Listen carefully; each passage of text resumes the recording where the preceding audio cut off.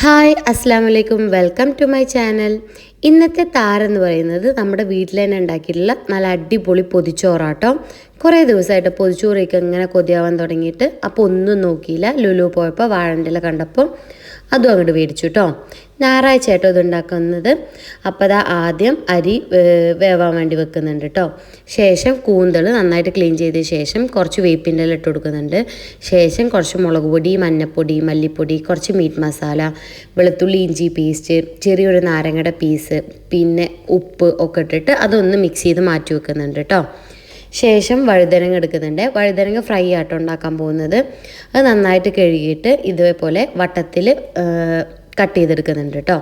ശേഷം മുളക് പൊടി, മഞ്ഞൾപ്പൊടി, മല്ലിപ്പൊടി, കുറച്ച് വെളുത്തുള്ളി ഇഞ്ചി പേസ്റ്റും നാരങ്ങയും ഉപ്പും കുറച്ച് വെളിച്ചെണ്ണ കൂടിയും ചേർത്തിട്ട് ആവശ്യത്തിന് വെള്ളം കൂടിയും ചേർത്തിട്ട് ഒന്ന് ലൂസാക്കിയിട്ട് അതൊന്ന് മസാല ആക്കിയിട്ട് വെക്കുന്നുണ്ട് കേട്ടോ. അതൊന്ന് ഫ്രൈ ചെയ്തെടുക്കുന്നുണ്ട്. ഇത് രണ്ടും കുറച്ച് എണ്ണ ഒഴിച്ചിട്ട് ഒന്ന് ചെറുതാക്കി ഒന്ന് ഫ്രൈ ചെയ്തെടുക്കുക കേട്ടോ ചെയ്യുന്നത്. അതിൻ്റെ ഇടയിൽ കൂടെ അതായത് ഞാൻ പുറത്തേക്ക് ഒന്ന് വായി നോക്കിയിട്ടൊക്കെ നിൽക്കുന്നുണ്ട്. ഇവിടെ ഇങ്ങനെ ഒരു ജനലുള്ള കാരണം നല്ല സുഖാട്ടോ. പുറത്തു കൂടെ പോകുന്ന എല്ലാ വണ്ടിയുടെയും കണക്കെടുക്കുക കേട്ടോ എൻ്റെ മെയിൻ പരിപാടി. പിന്നെ അതാ ഇനി ഞാൻ ഒരു തക്കാളി കൊണ്ട് ഒരു മസാല ഇട്ട് ഉണ്ടാക്കുന്നത്. ഇതാ വെളിച്ചെണ്ണ ഒഴിച്ചിട്ട് കുറച്ച് കടുക് പൊട്ടിച്ചിട്ട് കുറച്ച് ഒരു 3-4 തക്കാളിയും പിന്നെ 2 പച്ചമുളകൊക്കെ ഒന്ന് ഇട്ടിട്ട് നന്നായിട്ട് വഴറ്റെടുക്കുന്നുണ്ട് കേട്ടോ. കുറച്ച് ഉപ്പൊക്കെ ഇട്ടിട്ട് ശേഷം നന്നായി വഴണ്ട് വന്നതിന് ശേഷം അതിക്ക് കുറച്ച് മുളക് പൊടിയും മഞ്ഞൾപ്പൊടിയും വെള്ളം ഒഴിച്ചിട്ട് അതൊന്ന് സെറ്റ് ചെയ്യുന്നുണ്ട് കേട്ടോ. ഇനി അടുത്ത റെസിപ്പി പറയുന്നത് ബീട്രൂട്ട് തോരനാട്ടോ. ഇതാ ബീട്രൂട്ട് നന്നായിട്ട് ഇട്ടിട്ടുണ്ട് കേട്ടോ. ഇതേപോലെ തന്നെ കുറച്ച് വെളിച്ചെണ്ണ ഒഴിച്ചിട്ട് കടുക് ഇട്ട് കൊടുക്കുക. പിന്നെ ഇതേപോലെ പച്ചമുളകും ബീട്രൂട്ടും ഇട്ട് കൊടുത്തിട്ട് അത് വെന്ത് ഒന്ന് സെറ്റായതിന് ശേഷം ആവശ്യത്തിന് വേണ്ട തേങ്ങയൊക്കെ ഇട്ട് കൊടുത്തിട്ട് ബീട്രൂട്ട് തോര അവിടെ റെഡി ആയിട്ടുണ്ട് കേട്ടോ. ഇനി ഇതാ മുട്ട പൊരിക്കുക കേട്ടോ ലാസ്റ്റ് ചെയ്യുന്നത്. അത് ആദ്യം ഒരു 3 മുട്ട എടുക്കുന്നുണ്ട്. അതിലേക്ക് കുറച്ച് ഉള്ളി ചെറുതാക്കി അരിഞ്ഞിട്ടിട്ട് കൊടുക്കുന്നുണ്ട്. ശേഷം ഒരു പച്ചമുളക് ചെറുതാക്കി അരിയുന്നുണ്ട്. പിന്നെ കുറച്ച് ചില്ലി ഫ്ലേക്സ് ഇട്ട് കൊടുക്കുന്നുണ്ട് കേട്ടോ. പിന്നെ ആവശ്യത്തിന് വേണ്ട ഉപ്പ് ഇട്ടിട്ട് അതൊന്ന് പൊരിച്ചെടുക്കുന്നുണ്ട് കേട്ടോ. സംഭവം കളറായില്ലേ.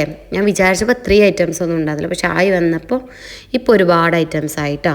പിന്നെ നമ്മൾ വീട്ടിൽ തന്നെ ഉണ്ടാക്കിയിട്ടുള്ള നമ്മൾ നാരങ്ങാച്ചാർ കൂടി ഇതിൽ വെച്ച് കൊടുക്കുന്നുണ്ട് കേട്ടോ.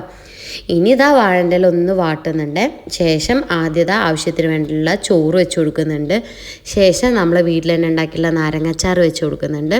അതിനുശേഷം വഴുതനങ്ങ ഫ്രൈയും കുറച്ച് ബീട്രൂട്ട് തോരനും പിന്നെ നമ്മുടെ തക്കാളി മസാല ചേർത്ത് കൊടുക്കുന്നുണ്ട്. പിന്നെ നമ്മൾ അടിപൊളി കൂന്തൽ ഫ്രൈയും ചേർത്ത് കൊടുക്കുന്നുണ്ട് കേട്ടോ.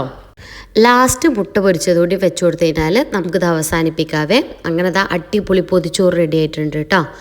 ഇനിയാണ് ഇതൊന്ന് എനിക്ക് പറ്റുന്ന പോലെ ഞാനൊന്ന് മടക്കി സെറ്റാക്കുന്നുണ്ട് കേട്ടോ.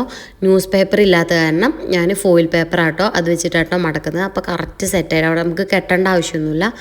കറക്റ്റ് സെറ്റായിട്ട് അങ്ങനെ നിന്നോളൂ കേട്ടോ. മിനിമം ഒരു 2 മണിക്കൂറേലും ഇതിങ്ങനെ വെച്ചുകൊണ്ടിരുന്നാൽ ആ വാഴൻ്റെ ഫ്ലേവറും ഇതൊക്കെ കൂടെ കഴിക്കാൻ നല്ല ടേസ്റ്റാണ്.